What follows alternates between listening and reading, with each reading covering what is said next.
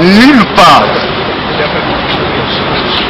aucune fois, l'UDPS a dit qu'elle pouvait prendre part à un dialogue conçu, planifié et convoqué par M. Kabila. Le président Kabila, c'est lui qui avait demandé aux évêques du Congo d'organiser un deuxième dialogue après celui, la Cité de l'Union africaine, en offrant leurs bons offices. M. Kabila est à la base de la crise politique, la crise de légitimité que nous connaissons dans ce pays, qui tire son origine dans la fraude électorale du 28 novembre 2011.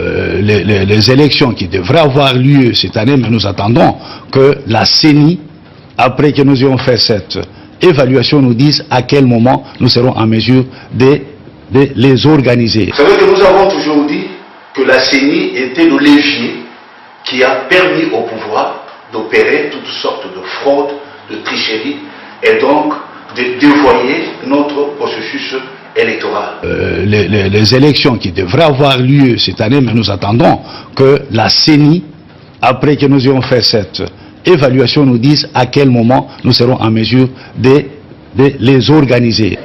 Je tiens à affirmer devant la représentation nationale l'ambition, la volonté et la détermination du gouvernement d'union nationale d'offrir au peuple congolais les meilleures élections de son histoire dans les délais convenus.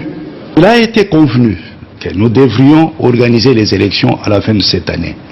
Mais il y a une insiste qui dit toutefois, c'est-à-dire que si toutes les conditions ne sont pas réunies, il y a une tripartite.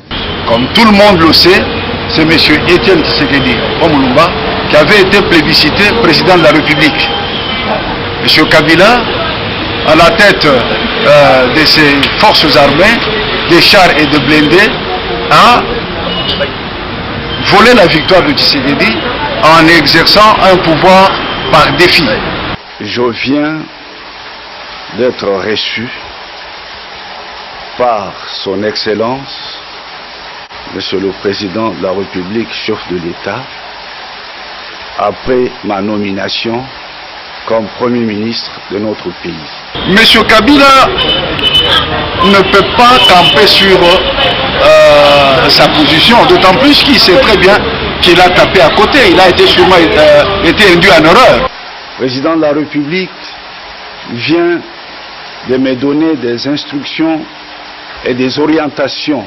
Si il s'entête, je crois qu'il ne devra s'en prendre qu'à lui-même, parce que sûrement il va connaître le même sort que M. Mobutu, qu'il a beaucoup imité, dont il a pris la plupart de conseillers qu'il avait mal conseillés et qui l'ont conduit à finir comme le président lui avait promis, en prison ou en exil. Il est mort en exil, enterré en présence de 6 personnes. Compagnon de route, sa condamnation à 10 ans de prison est très controversée. Est-ce qu'il va rester en prison jusqu'en 2024? Il avait été convenu au niveau du dialogue que les évêques, avec le ministre de la Justice garde dessous, Jean-Alexis Tambamumba, qui est un de mes meilleurs ministres, avec le ministre de la Justice garde dessous, Jean-Alexis Tambamumba, qui est un de mes meilleurs ministres, devaient se concerter. Le peuple congolais va prendre ses responsabilités et les prétendus responsables non élus de ce pays en assumeront la leur.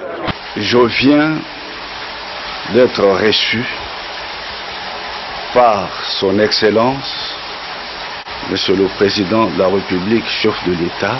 Si il s'entête, je crois qu'il ne devra s'en prendre qu'à lui-même, parce que sûrement il va connaître le même sort que M. Mobutu.